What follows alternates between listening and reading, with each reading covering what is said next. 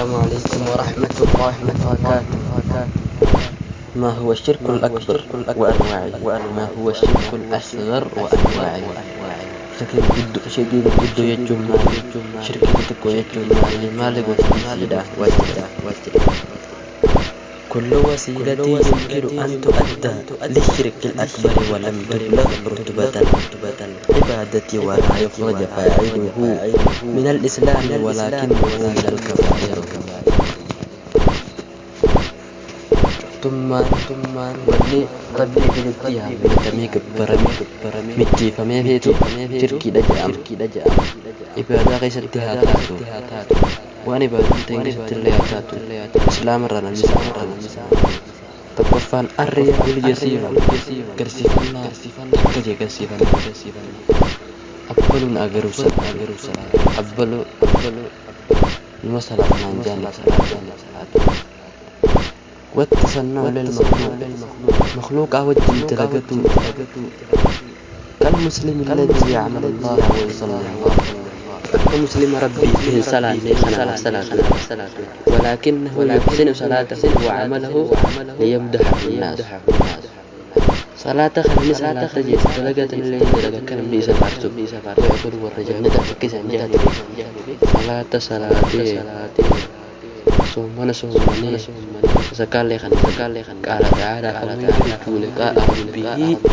فليعمل عملا صالحا ولا يشرك بعبادة ربه أحدا نبين كنما خجل دلقا بكاريا دلقا أمو دلقا ربي ساتي وان تكالي شركي دلقين رسولكم إن أخاف عليكم الشرك الأصغر الرياء إذا ونمي سير رسول أفكار شركي تكون شركي تكون مالا الرياء برسيفنا عذابنا من يقول الله يوم القيامة إذا جزى الناس بعملهم مكانا تلقى ساني تلقى فمن جاء يا ربي النجاة اذهبوا إلى الذين تراءون في الدنيا فانظروا هل تجدون عندهم جزاء وردوا يا ربتين من أعرق ولا صلاة من أعرق ولا صدق آخر من التن قلنا جزاك سرون الداخل بالتأجدين يا ربي لما فهم الحلف بالله لما رب انتهي بقوله صلى الله عليه وسلم من حلف بغير الله فقد أشرك لما رب انتهي بغير بغارة شرك سجع ما كنبين وقد يكون الحلف بغير الله من الشرك الأكبر نما رب انتهي لغجت يشتغل الدور وكذلك إذا اعتقد الحالف أن الولي له تصرفات يضره إذا حلف به كذبا وكات إذا كنت شركي الدور لم تتخذ غدوسان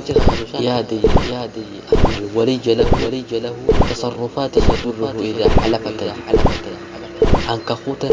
قلب مسرى شيخ خطير ولي الإساب كركبت وانسا خجيب عنك خطير وانسا بجوي لما تقرأ قولة خجيب عنك خطير إني وانسا شركي قرقدو ورقائي بتقشك جلالا موته زراء صدفان أشياء الخطير شركي لخطاته وفسره ابن عباس رضي الله عنه بقول الرجل لصاحبه ما شاء الله وشيك وانا تفيت ربنا جتشوف انا كب عبد الله بن عباس فسرت